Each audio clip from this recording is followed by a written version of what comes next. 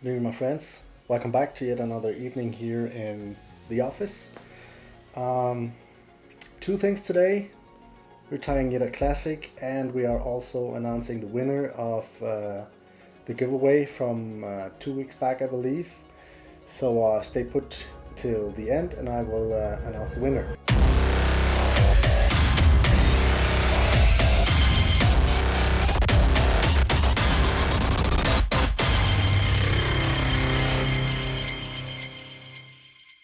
Right, so the fly we're tying today is one of my all-time favorites. It is the gray thread, and there is really not much to this fly. Pretty basic, but it is a killer nevertheless. So let's jump down to the vise here and get going. Alright, so let's get this one going.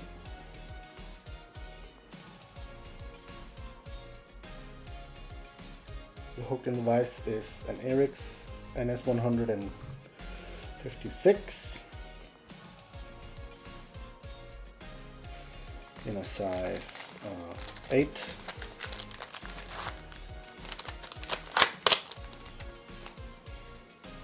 So for the tail I'm using grizzly marabou, 2 pieces like this, smaller ones.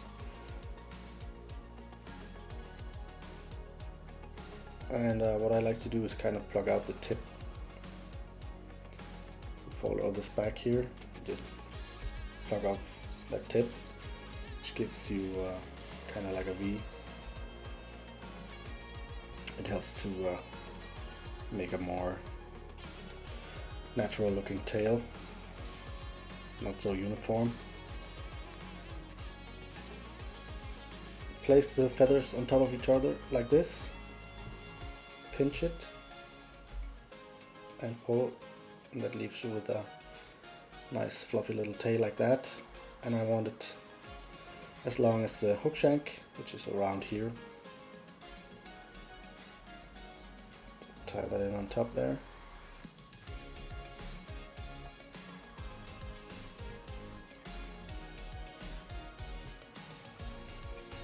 Just tie this extra fluff in here as well.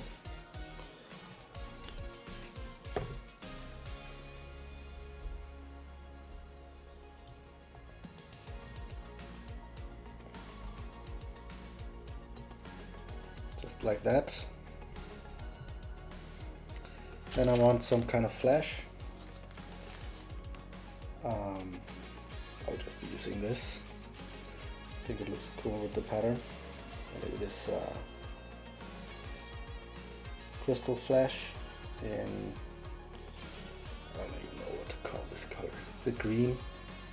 Bluish?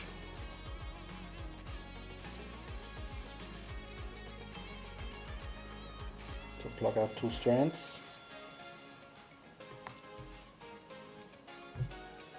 Like this. Place it on the middle of your thread like this. Hold it with a finger, and then you can just pull it down like this. Now I have it under control, so you can just tie that in. So you have 2 strands on one side. Flip these over, and 2 on the other side. And that's more than enough. So trim these so they are different in lengths. I like to make too long, too short.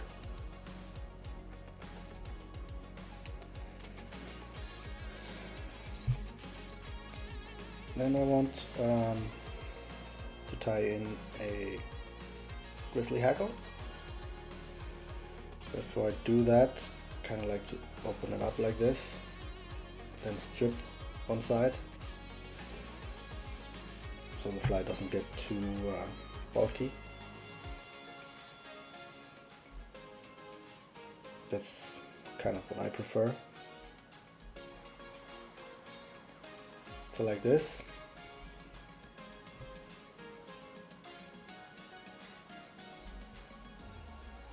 Tie that in on the side there.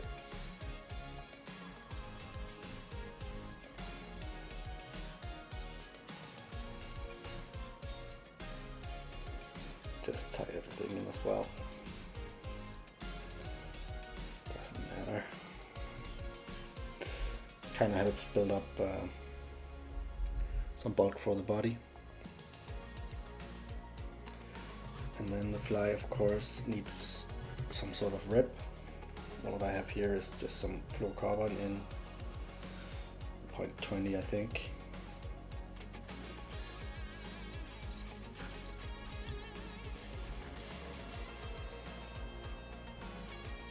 Turn that in there as well. All the way back to the tail. Get that piece off. Maybe I should clean up the head a little bit here.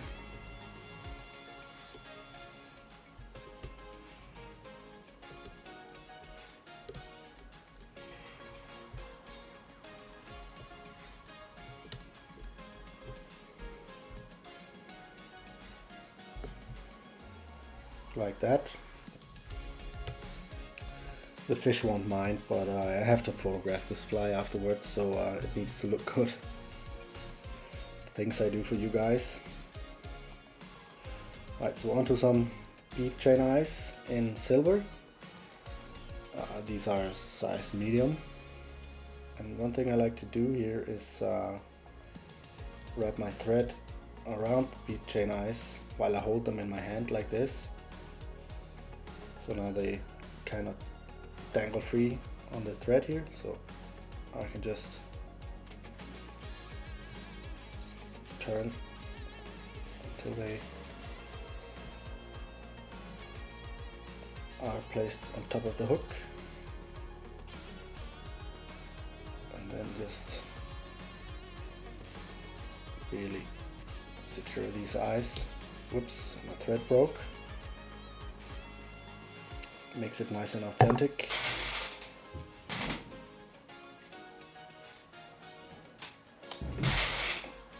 Sorry about that.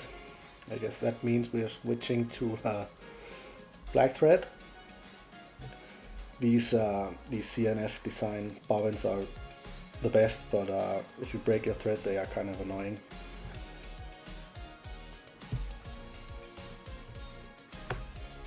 Maybe I should make a review on some bobbins.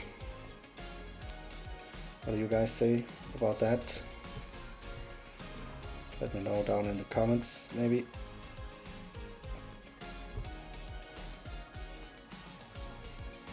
So get these eyes on here, nice and tight.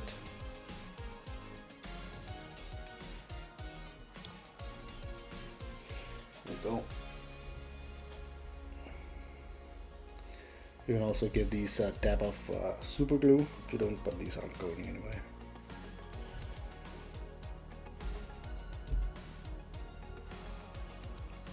Right, onto some dubbing.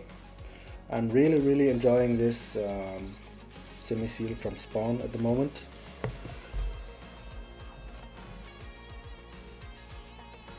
Super transparent and kind of like seal's fur. Just in a better way, I guess.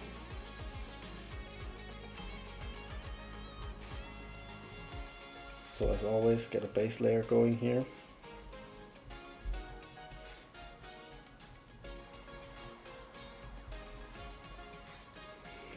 Now this is also one of the reasons why I always put down a base layer, because now I'm using a black thread, and if you haven't got enough dubbing on there, the thread will show underneath it, and that looks just horrible to me, so I like to do it this way.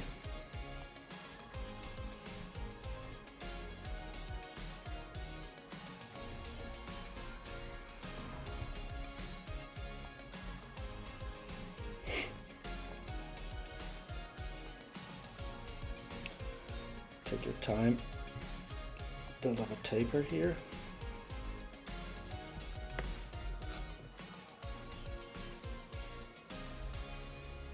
It's not the easiest dubbing to work with, but if you get the hang of it, it definitely pays off. It's very slippery, so that's why it isn't that easy as, let's say, laser dub from Xenios or something like that. this here dubbing has somehow got the right amount of flash in it and the right length and transparency. It's just a really great dubbing. I think they nailed it with this one. It's not so often that companies put out dubbing where you really can't seem to get your hands down from clapping because it's so damn good. But this is definitely one of those.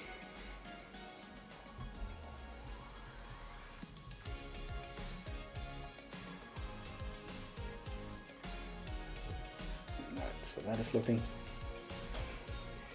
pretty decent. Get out your hackle pliers.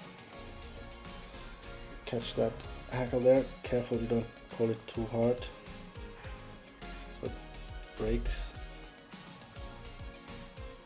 That would be a disaster at this point.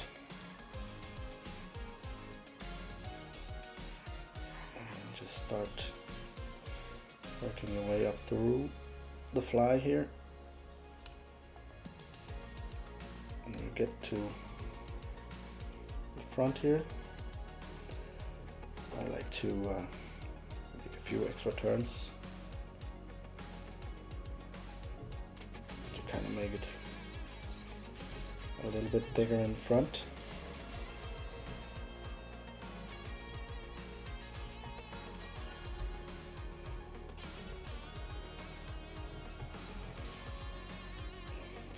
Used up the entire feather. To catch that stem.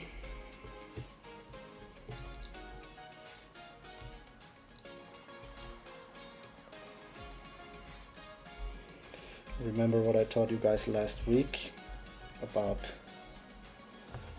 pushing off the remains and not cutting them off. Oh, same trick here.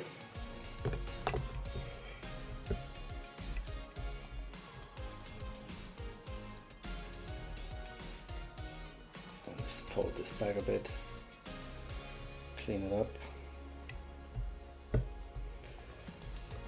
grab that rib, and just get that through this jungle of fibers here.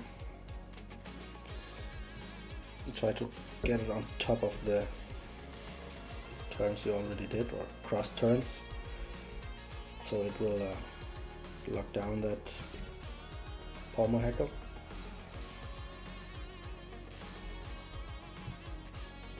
Just make a full turn if you have room for it in the front here.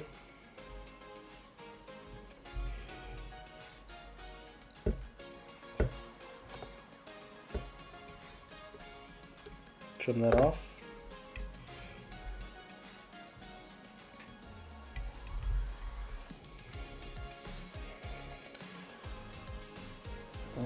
And a little bit more dubbing just to clean up the head here.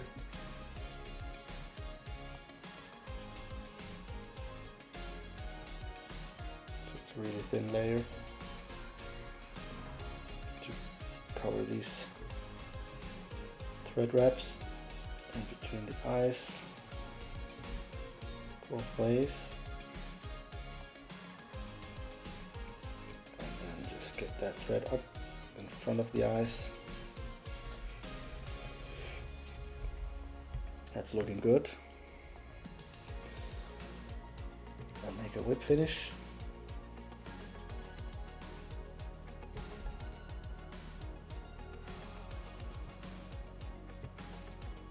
Two should be enough. I know that two will be enough. I've never had a fly come undone on me. That's why I don't even use varnish.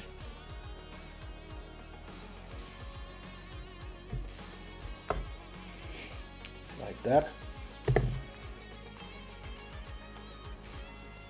Clog up the eye a little bit here.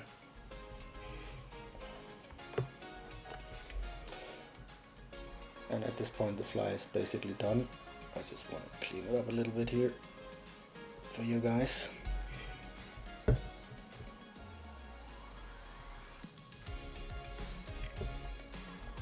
Like that. Just one final step here, and that is to brush out some of that dubbing and trapped fibers as well from that hackle.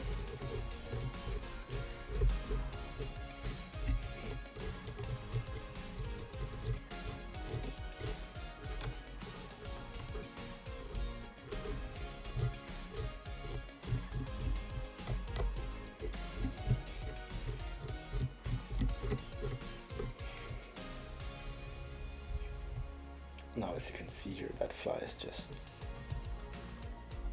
so deadly. Also with that nice dubbing in there. Really gotta love stuff like this. So there you have it, one gray thread. Alright guys, that was it for today. As you can see, a pretty easy and pretty basic tie, but it is a pattern that has proven itself worthy many times over hundreds of years. Well, maybe not hundreds of years, but many years. So if you don't know this pattern or haven't fished it yet, you definitely should tie up a few and try it out. I always use this fly whenever nothing seems to work. This is one of those flies that kind of seem to trick the sea trout at least. So give it a go. And now to announce the winner of the giveaway. Drum roll here. Yeah, boy! The winner is Logan Williams. Congratulations. I have already sent you an email, so please reply on that so I can get your address and get this shipped out. To all you other guys who participated, thank you so much for participating, and I hope I can do more of this stuff in the future. So if you haven't subscribed to my channel already, please make sure to do that. Hit the little bell so you get notified whenever I upload new videos. Check out some of the links below, and if you will excuse me, I will go play a little with my kids outside before the sun sets. Now's the time to do stuff like that. So see you next week, guys.